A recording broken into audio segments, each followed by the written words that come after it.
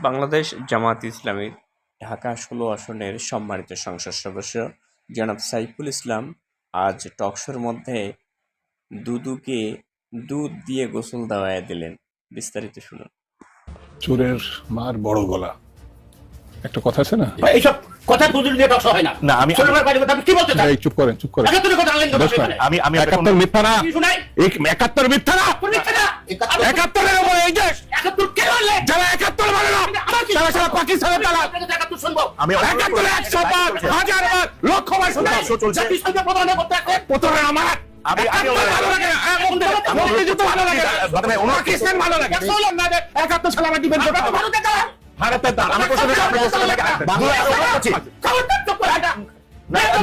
কথা বলবেন না, আমি অনুরোধ করছি, সবাই লাইভে কথা বলবেন না। কথা বলবেন না। আমি অনুরোধ করছি। বেতনের মতো কথা ঠিক আছে, আমি অনুরোধ করছি। আপনি একটু সিনিয়র রাজনীতিবিদ।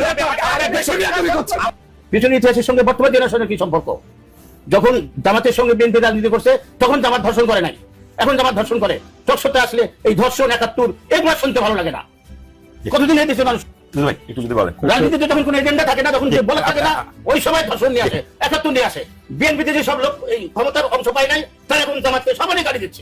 আমি দুদু ভাইকে আমি অনেক উপরের দিকে এইভাবে তাকাই, মানে উনি একজন ছাত্র নেতা ছিলেন, তারপরে উনি বিএনপি ভাইস চেয়ারম্যান। উনি হঠাৎ করে ৭১ এবং নারী নির্যাতনের কথা নিয়ে আসলেন। ৭১ সালে কি হয়েছে, তার সঙ্গে বর্তমান মব কালচার, বর্তমান আইন শৃঙ্খলা পরিস্থিতির কি সম্পর্ক আমরা প্রত্যেকেই জানি।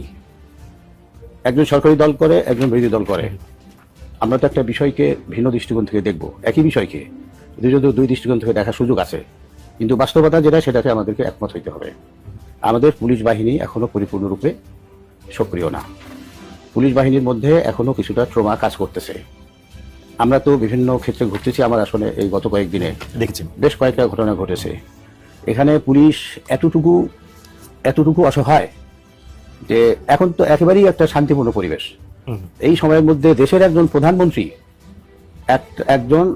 একটা মেয়ে রেপ হয়েছে, হত্যা হয়েছে, তাকে দেখতে যাবে, সেখানে সেনাবাহিনীর উপস্থিতি ছাড়া পুলিশ তার নিরাপত্তা বিধান করতে সক্ষম নয়।